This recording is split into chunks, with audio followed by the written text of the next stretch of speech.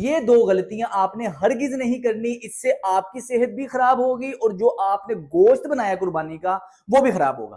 اگر ویڈیو پسند آئے تو please like, share and subscribe my YouTube channel. Thank you for watching. یہ دو غلطیاں آپ نے ہرگز نہیں کرنی، اس سے آپ کی صحت بھی خراب ہوگی اور جو آپ نے گوشت بنایا قربانی کا وہ بھی خراب ہوگا۔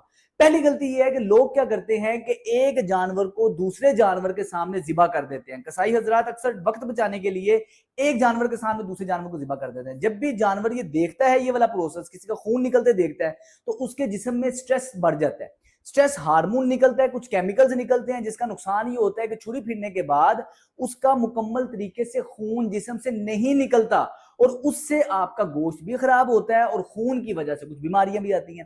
دوسری غلطی یہ کرتے ہیں لوگ کہ ہم جب بھی قصائی اپنا وقت بچانے کے لیے جانور پہ چھری چلانے کے بعد فوری طور پہ اس پہ حرام مغز پہ چھری چلا دیتے ہیں اور کہتے یہ ہیں کہ اس سے جانور ٹھنڈا ہو جائے گا۔ آپ نے ہرگز یہ والا کام نہیں کرنے دینا، کیونکہ اس سے جانور کو زیادہ تکلیف ہوتی ہے۔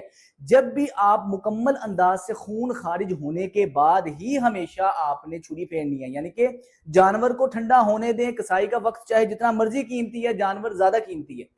آپ نے اب مکمل طریقے سے جب تک اس کا خون نہیں نکل جاتا، جانور ٹھنڈا نہیں ہو جاتا، اس کے حرام مغز پہ چھری نہیں چلنے دینی۔ اس کا نقصان یہ ہوگا کہ اگر پہلے ہی حرام مغز پہ چھری چل جائے گی تو اس کا خون مکمل طریقے سے باہر نہیں رہ پائے گا، خون جسم کے اندر کچھ رہ جائے گا تو اسے بیماریاں آئیں گی۔ تو یہ دو غلطیاں ہرگز نہیں کرنی۔ ہمارا مذہب بھی ہمیں جانور کو تکلیف نہ دینے کی تنبیہ کرتا ہے۔